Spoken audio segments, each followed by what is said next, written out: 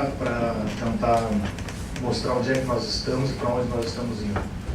Esse evento de hoje ele dá continuidade a um projeto do Centro de Pesquisa de Direito e Economia que foi idealizado por uma equipe onde, naquela situação, o professor Luiz Schwartz é quem coordenava esse centro.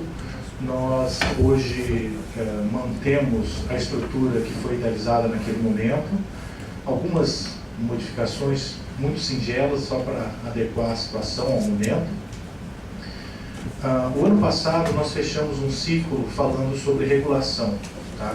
Então falamos sobre aeroportos, setor elétrico, portos, transportes, nesse mesmo formato. Esse ano, depois de debater com o auxílio de todos os membros do Centro de Pesquisa em Direito e Economia, do qual o professor Afonso Arinos e o Pedro em especial participando da reunião e ajudando muito também na objetivação da nossa pesquisa no ano, nós decidimos tratar dessa relação Estado-ente privado, como ela acontece, quais são os detalhes dessa relação. Então, ainda que a gente tenha de alguma forma uma correlação com regulação que foi feita no ano passado, o tema foi mudado. Essa é a nossa primeira mesa. Nós pretendemos ter mais duas que vão tratar de alguma forma desse tema, a relação Estado e ente privado, né? Hoje nós iniciamos com mecanismos de controle e accountability de participação societária do Estado em empresas privadas. E nós temos a honra de ter com a gente aqui, além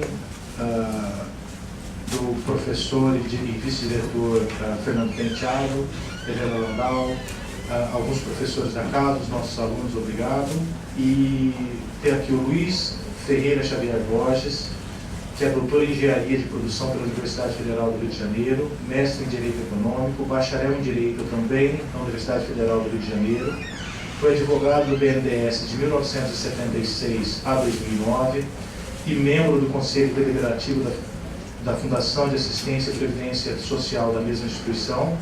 Possui experiência nas áreas de operação, estruturais, de financiamento e investimento doméstico. Atualmente é professor da casa, o que muito nos honra.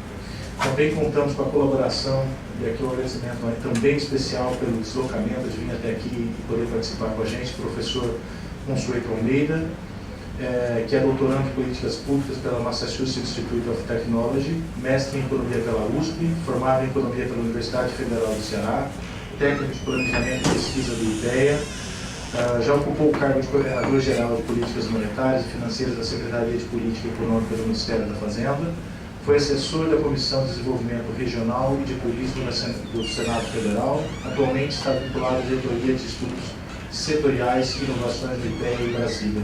Se eu cometi algum erro nas apresentações, por favor, eu corrija. Sem mais delongas, eu vou dar início aos trabalhos, a apresentação entre 20 e 30 minutos e abertura para questões. A filmagem, ela vai ser feita 5 a 10 minutinhos de filmagem, de introdução, e depois ela vai ser interrompida, o que dá bastante liberdade para todos ficarem bem à vontade. Obrigado. Muito obrigado. Obrigado pelo convite. E eu queria chamar logo a atenção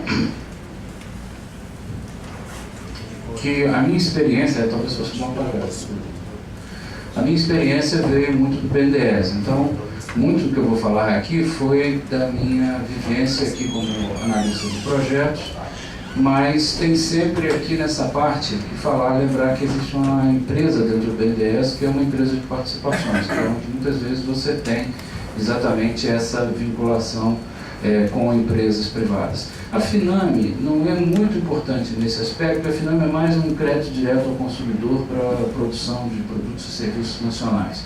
Então é na área de projetos e na área especialmente de empresas que a gente tem aqui a parte mais importante da minha vivência e das apresentações que eu vou fazer aqui de casos reais. Primeiro que sempre houve parceria entre entes do Estado e entes privados, né?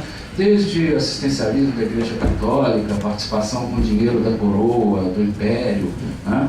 Em entes específicos, de acordo com o sistema de poder da época, No Império, você lendo Mauá, você vê aqueles casos todos de escolha de quem iria ser o ungido para ter o investimento em infraestrutura, ora os liberais, ora os conservadores. Você tem todo um sistema de concessionários escolhidos na República Velha, inclusive para os alunos aqui, especialmente, se vocês puderem ver, eu gosto de lembrar esses filminhos, aquele seriado Amazônia, etc., o Farcar, aquela construção da Madeira Mamoré, a construção daquela ferrovia que leva a Curitiba ao litoral. Há todo um assistencialismo sindical hoje em dia que põe dinheiro em entidades sindicais, escolhendo quais delas vão ser agraciadas com recursos públicos. E eu começo aqui com o sistema do terço de Camaçari, que foi uma experiência que eu tive muito interessante lá em 1975, 1976. Né? Você vê que existem N formas em que o Estado intervém, participa ou escolhe, às vezes, com quem ele vai se associar. E os sistemas de controle a gente vai ver aqui mais na frente. Através da compra ou da terceirização, escolhendo quem vai ser fornecedor para o Estado, isso você muitas vezes direciona. A gente tem o exemplo do Repetro, da Petrobras, em que é uma escolha que o Estado brasileiro disse, em vez de comprar as plataformas ou navios em Singapura, na Coreia, eu vou comprar aqui no Brasil, ainda que isso implique em aumento de custos, atraso na entrega, etc. Escolhas que são feitas. Há uma coisa muito interessante que foi a partir aí da experiência de Vargas, né? A criação de empresas públicas, ou seja, sair uma atividade econômica do Estado da administração direta, passar para a administração indireta, e especialmente a experiência da sociedade de economia mista, onde há uma participação expressiva do setor privado. Há toda uma série de assuntos ligados a essa escolha, pode ser até uma escolha formal, através de um processo de licitação, ou às vezes uma escolha informal, como eu vou mostrar no caso do sistema do terço. Há concessões de serviços públicos sem autossustentação, PPP, que está levando o tempo que devia levar, vai sair agora a primeira PPP de saúde, lá na Bahia, eu estava falando com o Henrique Pinto do BNDES essa semana. Concessões de serviços autossustentáveis, onde o Estado, sem sombra de dúvida, através dos bancos públicos, ao fazer project finance e assumir 80%, 70% do risco de uma operação de investimento, ele está também escolhendo ou atuando diretamente com essas empresas. Né? Aliás, antes de mais nada, agradecer a presença aqui da minha diretora, né, que me comandou lá na época que eu trabalhava com essa parte. Há também a questão da privatização, que seria mais propriamente a transferência de ativos ao setor privado. Eu vou comentar rapidamente essa questão da privatização, mas só lembrando que eu tenho aqui vários contextos no mundo e no Brasil em relação a como é que isso acontece, essa participação, essa mistura.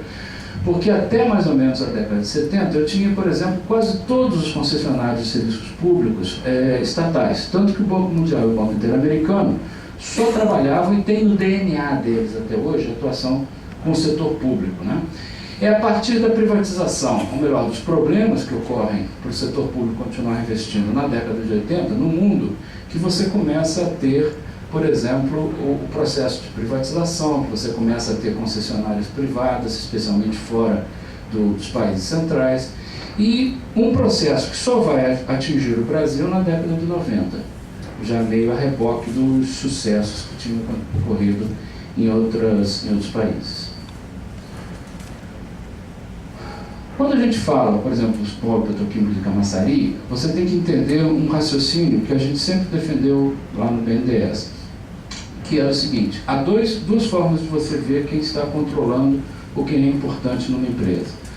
Isso vai refletir, por exemplo, nas cláusulas contratuais, na definição de quem são os intervenientes do contrato, quais as obrigações de participação, e você tem aqui, então, o controle interno, o controle natural através de voto, para acordo de acionistas, o controle gerencial em companhias que têm capital difuso, ou, curiosamente, em empresas familiares em que o patriarca morre e fica ali os filhos ainda não têm idade ou não têm interesse, e fica ali uma certa camada de segundos do sujeito que morreu, que acabam controlando esse empreendimento como se fossem até donos. Tem todas as questões das joint ventures, que envolvem divisão de capacidade de decisão, e joint venture não é 50-50, joint venture pode ser uma holding share, que inclusive foi usado no processo de privatização, que implica em uma única ação, mas que dá poder de veto sobre certas deliberações de Assembleia Geral. Ou instrumentos em que, como no sistema do terço, um terço estatal, um terço capital privado, um terço capital estrangeiro, e você tinha acordos de acionistas que especificavam a necessidade de praticamente unanimidade, já que o quórum exigido era de 70%, mais ou menos, para as decisões, o que implicava na necessidade das decisões daqueles itens específicos determinados no Estatuto ou acordo de acionistas de unanimidade.